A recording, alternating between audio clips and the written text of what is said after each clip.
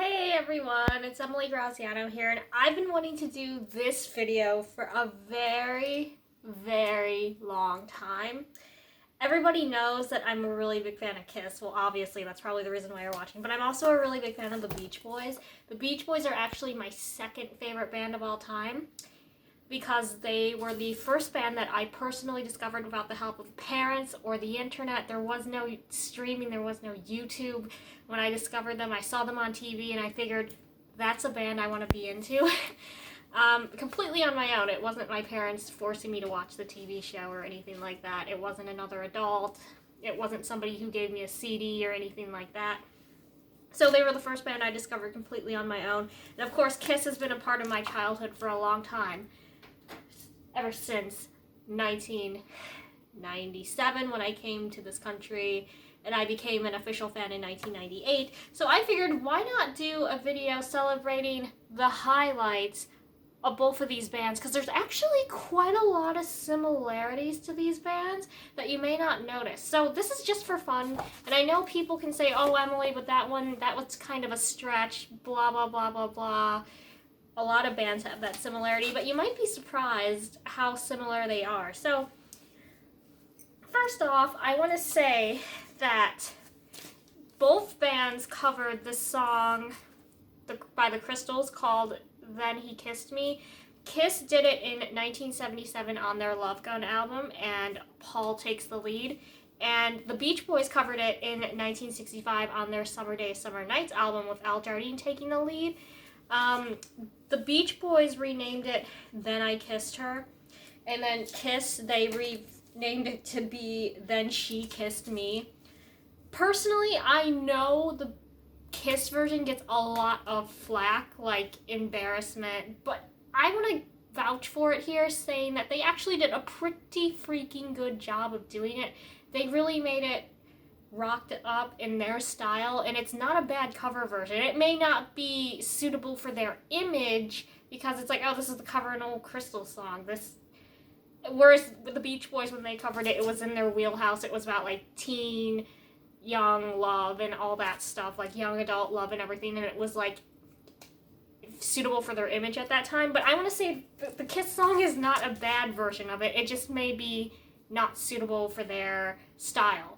But I don't want to say it's a bad song. They actually did it really well. Okay.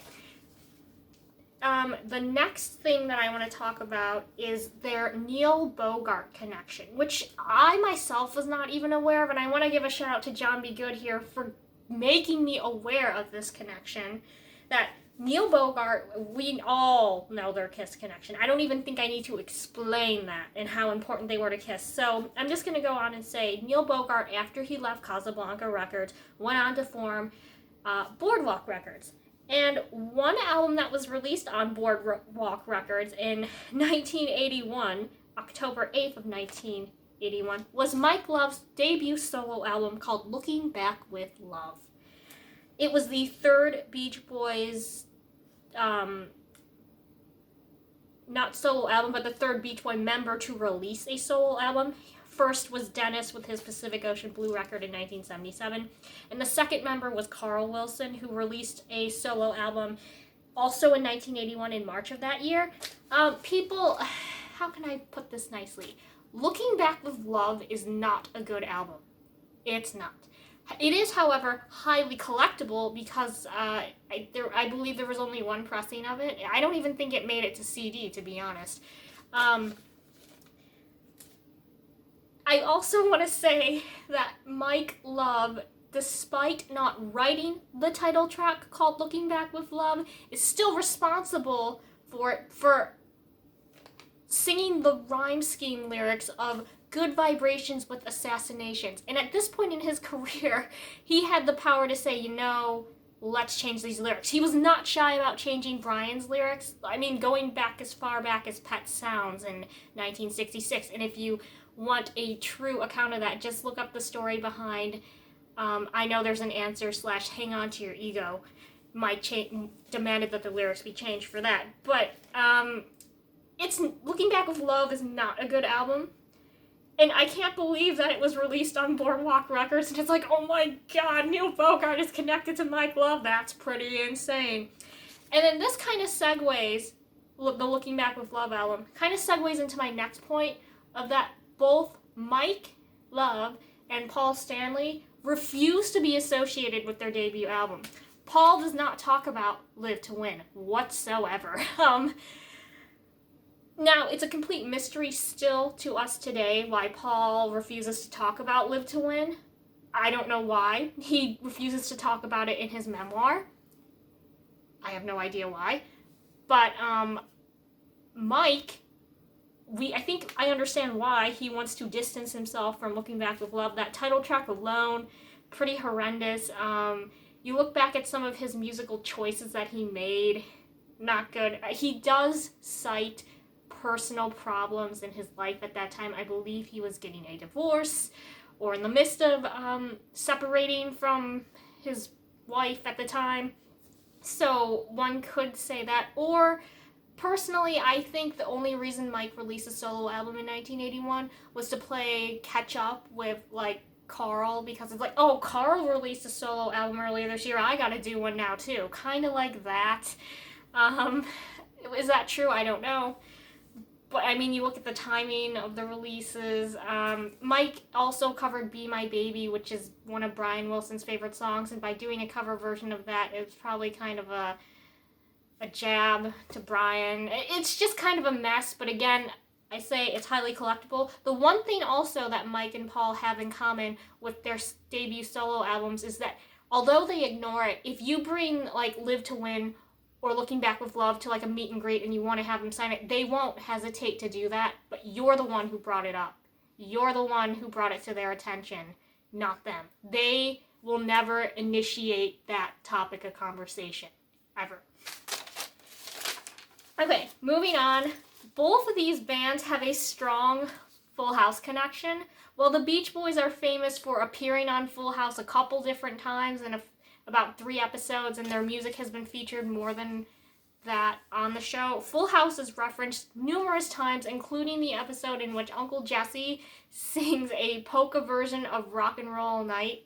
And there is kind of a mini subplot in an episode where Jesse and Becky start arguing over a Kiss t-shirt about Jesse taking one of his old girlfriends, and like, oh, well, how many old girlfriends did you have? And they kind of make this like ex-girlfriends, ex-boyfriends list. It's kind of like a mini subplot in a season 8 episode.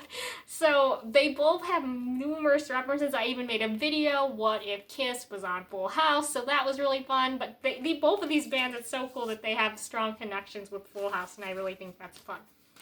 All right, the next thing I want to bring up, the Rock Hall of Fame induction. Is it somewhat ruined or controversial for both of these bands? Let's delve into this. Kiss, their most notorious, controversial event that did not happen with the Rock Hall of Fame is that they did not perform when they were inducted in 2014. Now, we know Peter and Ace were up for it, but Gene and Paul didn't want to do it. Their reason being, well, they didn't want to induct us in the first place, and they wouldn't induct Tommy and Eric, so we're not going to perform. That's kind of being immature, but I guess I kind of understand Paul's reasoning, like, oh, you didn't want to induct us in the first place, and you didn't want to go by our terms. But then again, one has to argue what were, like, Tommy and Eric's contributions in the band. Besides their longevity, what did they do musically for this band? What's their lead vocal they're known for? So that, a little bit controversial. I mean, the fact that they were there warmed my heart, but the fact that they didn't perform is always going to be that they should have done it moment. Well, the Beach Boys have a completely different controversial Rock Hall connection. When they were inducted in 1988, the same year as the Beatles, Mike Love's speech, if you've never heard it, you're very lucky. He basically ruined the night with his speech, and let me save you the trouble, yes, Mike Love is crazy. He blamed it on fasting and not meditating that day. Why he didn't do it when it's part of his normal life, I don't know. But Mike ruined Brian's beautiful speech. He actually cuts in on Brian and steals the mic and just starts going on this rampage. He's like, I'd like to see the mop tops get up and do I Get Around. Or he says, I'd like to see Mick Jagger get up there and do something that we do. And it's like, well, Mike, I'd like to see you get up there and do Paint It Black. Like, come on. Like, that's not fair. It's just really crazy. You can look it up if you want, but be warned, you're going to think Mike is crazy. Okay. The next thing I want to talk about is that both of these bands fired their initial manager. Now, one could argue, Emily, this happens with a lot of bands, but hear me out in the sense that, remember, for the Beach Boys, their initial manager was Murray Wilson, father to the Wilson brothers and Mike Love's uncle. And then Kiss with Bill Aucoin, we consider Bill Aucoin to be the fifth member of the band. And while Murray Wilson, we never considered him to be a member of the Beach Boys, he was their literal family. Both of these bands felt they outgrew their manager. With the Beach Boys case, I agree they needed to get rid of Murray because he was getting too controlling. There was that family friction. According to Mike, and you can take this with a grain of salt, Brian physically got into it with Murray in the recording booth, and that was the end of that. And Carl Wilson even backed that up a little bit by saying, yeah, our dad had to go. And then with Bill Aucoin, I think it was just a sad thing of the band getting bigger than their initial manager. But with the thing with both of these managers, they really kept everything fair at first. Like Murray, he made sure the boys got paid equal money at their gigs. Bill Aucoin, he was the peacemaker. When they were disagreeing on what to do, he was the fifth vote. And they were both considered vital to the early part of this band's careers. And today we look at Bill Aucoin and he's so beloved and they wouldn't be there without him. And I think, although Murray Wilson was a bizarre person and physically and verbally abusive to his sons and to his nephew and to the neighborhood kids and everything like that, he did give them their start. He sold his initial manufacturing company, to get the Beach Boys off the ground. So you can't deny that. I think it's a very interesting parallel there. Okay, next up, I want to bring up the fact both of these bands had their final album in 2012. That's Why God Made the Radio by the Beach Boys came out on June 5th, 2012, and this was basically a thank you to the fans. Nobody expected this to happen. We knew we were getting a 50th anniversary tour, but it's like, wow, we're getting a new album too? Whoa. And this was a thank you. I'm safely going to say this is basically their final album. The Beach Boys are at the point in their career now where everything new coming out is going to be like a box set or archival recordings or remasters or something like that. With Kiss, I think it was kind of a surprise in the sense of, whoa, they're going to put out a new album? Okay, they already have Sonic Boom, but I guess they want to do just something else. I mean, I wasn't upset about it, but this album, unfortunately, it's kind of lackluster and pointless. It is what it is. I mean, I remember when this album came out. My mom, it was on her desk after I got home from school because it came out October 9th, 2012. And I'm like, oh, you got it? And she's like, yeah, I wouldn't not get it. Like, I'm really glad that you decided to get it because you had that split-second revelation of, should I get it or not? And it was just like a thinking out loud moment. But I knew my mom would have to get it. So, yeah, this is the first pressing because some controversy with the O and the Monster energy drink, so they had to remove like the inside decoration on the O or something, but the first pressing did have it. So different stories, but it's just interesting. I'm pretty sure this probably will be Kiss, their last album. I mean, Kiss is kind of moving towards that direction too, of everything new is going to be like from the archive or something like that. All right. Now let's get into something that you may not be aware of. Both of these bands had a pretty infamous TV interview. In Kiss's case, we all know in 1979 on the Tom Snyder Show, and I laugh thinking about it. But for the Beach Boys side, in 1980 they appeared on GMA, and it was pretty infamous for the reason of Like, nobody wanted to be there, the tension. But the one thing that they have in common is both Tom Snyder and the woman interviewing the Beach Boys on GMA, they both started with a member that they shouldn't have started with. Tom Snyder said, okay, let's start with you, Ace. And that's just asking for last right there. That's like going on the opposite path of what Paul and Gene wanted. And then the GMA interview said, Dennis, let's start with you. And Dennis, unfortunately, was not in any shape to be interviewed. But what he said was making Mike Love infuriatingly mad. Like, he started praising Brian. He's like, oh, Brian, we're just Brian's messengers. He's the reason why we're here in the first place. Then they pan over to Mike, like in the group shot, and you just see Mike trying to keep his cool. And that is kind of funny. Whereas everybody else was getting amused by what Ace said on the Tom Snyder show. Well, everybody, I mean Peter. But that kind of made it fun. But the fact that Dennis was just ticking Mike off, like not even on purpose, he was kind of out of it. That made it amusing. It's pretty amusing to watch. But anyway, infamous, but kind of funny to watch, but also embarrassing, but mainly funny. So I thought that was a good point to bring up. Okay, next point. Gene and Dennis actually became kind of like the movie stars of the group. Now, Dennis only did one movie called Two-Lane Blacktop, and this movie isn't great. It's not like it's a masterpiece or anything, but I have it in my collection because Dennis Wilson is in it, and it was filmed during the most healthy period in his adult life, and he just looks so gorgeous. And I mean, come on, it's Dennis Wilson, so that's why I have it. Whereas we all know Gene did movies such as Never Too Young to Die, Runaway, Trick or Treat, and possibly his acting career could still go on. It's kind of gotten to the point of what kind of offers will come to Gene and what kind of offers he decides to accept. So that's pretty interesting. Now, the only difference is the Beach Boys did not suffer from Dennis's absence because he still managed to lay down some background vocals for their Surf's Up album, whereas we all know in the 80s,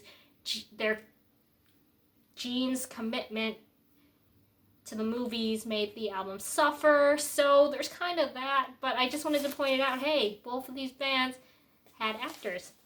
Okay, another thing I want to bring up is both of these bands kind of have like a goofy factor, whereas that is so lovable. Like the Beach Boys, they have songs like Ding Dang, I'm Bugged at My Old Man, and Take a Load Off Your Feet, which are kind of goofy, weird songs that are kind of somewhat lovable. And then Kiss, they kind of have goofy songs too, like Prisoner of Love or Plaster Caster. Although I love Plaster Caster, like the subject matter may be goofy, but it's on Unplugged, and that just has a special place in my heart. And then, you know, they kind of did goofy things like 80s cheese songs like My Way on Crazy Nights, or While the City Sleeps, or just goofy things like that. Like, it may be cheese, but it's Kiss cheese, and that's pretty good. Or the Beach Boys may be goofy with doing a song like Ding Dang, but you gotta smile about it.